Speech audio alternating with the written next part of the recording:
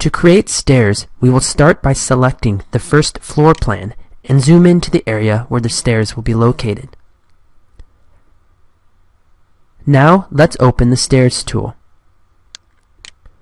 We are now presented with three options that will let us sketch the stairs: run lines, boundary lines, and riser lines.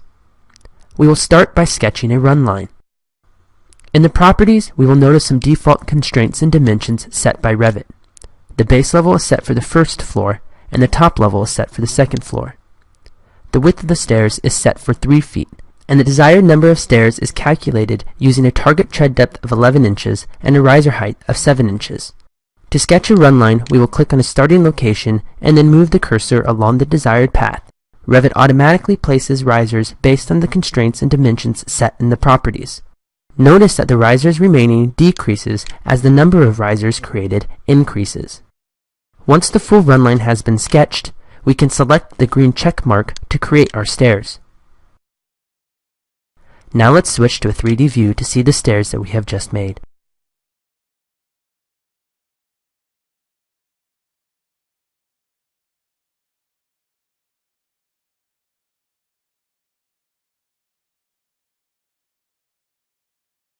If a stair is not in the proper location, it is easy to change their orientation and direction. Let us switch to the first floor plan and select the stairs. By clicking the small blue arrow at the end of the stairs, the direction of the stair is reversed, and it is noted by the long arrow labeled up. We can see this change more clearly in the 3D view. In order to move the stairs into the proper location, let us return to the first floor plan view. We will then start by returning the stairs to their previous direction.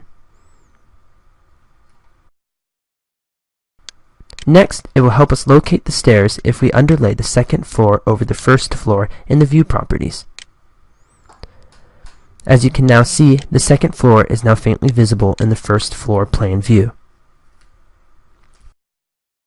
To relocate the stairs, we will select the stairs and open the Move tool. Click on a point on the stairs to use as a reference, and then select a new location for the reference point.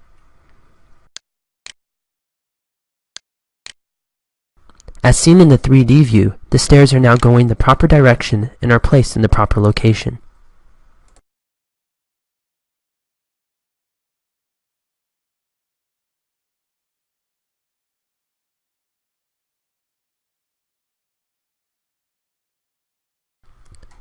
Sketching run lines also allows us to make more creative stairs, like L shapes and U shapes. Let us sketch one run line, creating about half of the risers. Next, let's sketch a second run line, perpendicular to the first, creating the rest of the risers. Revit will automatically connect these run lines to create an L-shaped stair. We can see our finished staircase in the 3D view.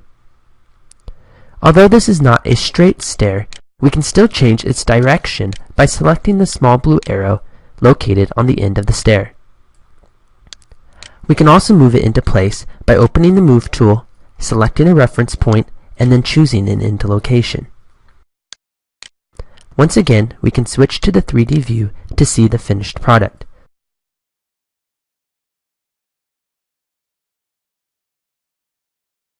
While this technique is useful, it is easy to make a mistake while placing the run lines.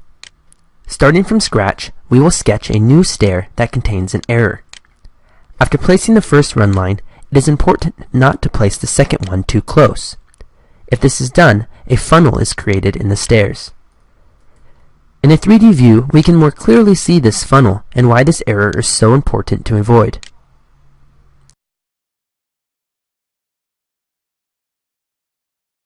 Using run lines, we can also create U-shaped stairs. After sketching one run line, let us sketch a second parallel to the first. Once again, Revit will automatically connect these run lines. We can now select the green check mark to finish the stairs and return to the 3D view to see what we have created. Returning to the first floor plan, let us move the stairs into their proper position. Open the Move tool, select a reference point, and select an end location for that reference point. Returning to the 3D view, we can see our finished U-shaped stair.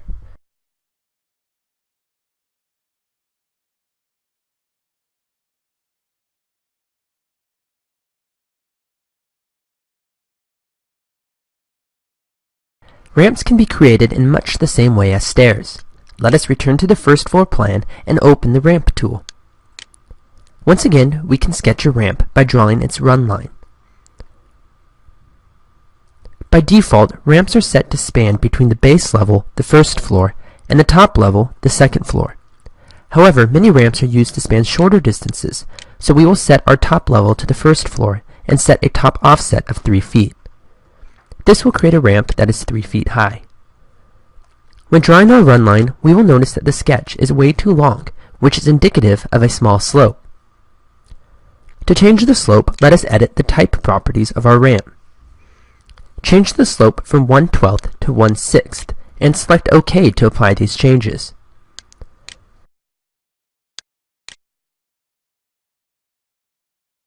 By increasing the slope, we can now sketch a run line of a more adequate length. Selecting the green check mark will complete our ramp, which can now be seen in our 3D view. As with stairs, ramps can be made into L and U shapes. Open the ramp tool and set the desired properties.